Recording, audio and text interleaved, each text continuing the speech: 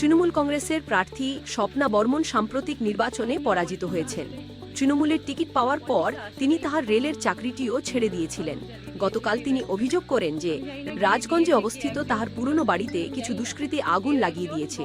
তিনি আরও জানান যে সেখানে বসবাসকারী তার ভাইকে হুমকিও দেওয়া হয়েছে। এছাড়া অজ্ঞাত পরিচয় কিছু ব্যক্তি ফোনে তাকে ধর্ষণের হুমকিও দিয়েছে। স্বপ্না বর্মন বলেন যে তার আসনসহ বেশ কয়েকটি আসনে তৃণমূল পরাজিত হওয়ার পর থেকে তিনি এবং তার পরিবারের সদস্যরা এখন নিজেদের জীবন নিয়ে শঙ্কিত এবং চরম নিরাপত্তাহীনতায় ভুগছেন। আমার না পলিটিক্সে আসাটাই ভুল হয়েছে, জানেন তো, আমার পলিটিক্সে আসাটাই ভুল হয়েছে। আগুন জ্বালিয়ে দিয়েছে কেউ একজন, আমি জানি না কে দিয়েছে, কে একজন, দুজন, তিনজন, আমি জানি না।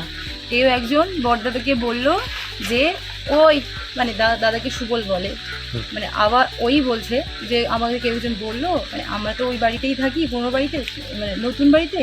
তো এই বাড়িতে আমার ছোটদা থাকে, পুরনো বাড়িতে ছোটদা থাকে। আর ছোটদা মানে জবে থেকে ছোটদাকে ধুমকি দেওয়া হয়েছে তোকে মার্ডার করা হবে, তো ছোটদা কাউন্টিংয়ের পর থেকে ও বেরোয় না, আমাদের বাড়িতেই থাকে। ছোটদা বড়দা দুজনকেই ধুমকি দিচ্ছে, আর আমাকে তো বলছে যে তুই দাঁড়া, তুই শুধু অপেক্ষা কর, সময় অপেক্ষা কর, তোর মুখ চিপে গ্যাংরেপ করবো। ছোট ছোট বাচ্চা ছেলেগুলো। আমরা ভেবেছিলাম মজাক করছে, তো বড়দাকে যে বলেছে, মানে চিৎকার করেছে, ওই তুই এবার দেখ, তুই দেখ, তাড়াতাড়ি বাড়ি যা, তাড়াতাড়ি দেখ।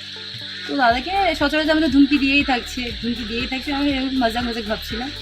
তো দাদা বলছে চল তো যাই, আমি বলছি চল যাই, এবার দেখে আসি। তো এসে পুরো দাউ দাউ করে আগুন জ্বলছে, আগুন আমার ভীষণ ভয় লাগে। তারপর বড়দাদা তো গেল কুয়াপাড়ে থেকে বালতি তো আমাদের বাগানে বালতি জল। অ্যাকচুয়ালি আমার যেটা মনে হচ্ছে যে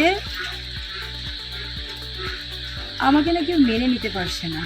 আমি যেহেতু অনেক গরিব পরিবার থেকে উঠে এসেছি, সেটাই হবে, তাছাড়া কিছু না। যেমন মানে দুদিন আগে যে মানুষটা স্বপ্নাদি তুমি জিতবে, তোমার সঙ্গে আছি, যে মানুষগুলো আমার সঙ্গে ছিল, সেই মানুষগুলো রাতারাতি চেঞ্জ হয়ে গেল। মানে আমি হেরে গেলাম, আমাদের পার্টি হেরে গেল জন্য রাতারাতি চেঞ্জ হয়ে উল্টো দিকে চলে গেল।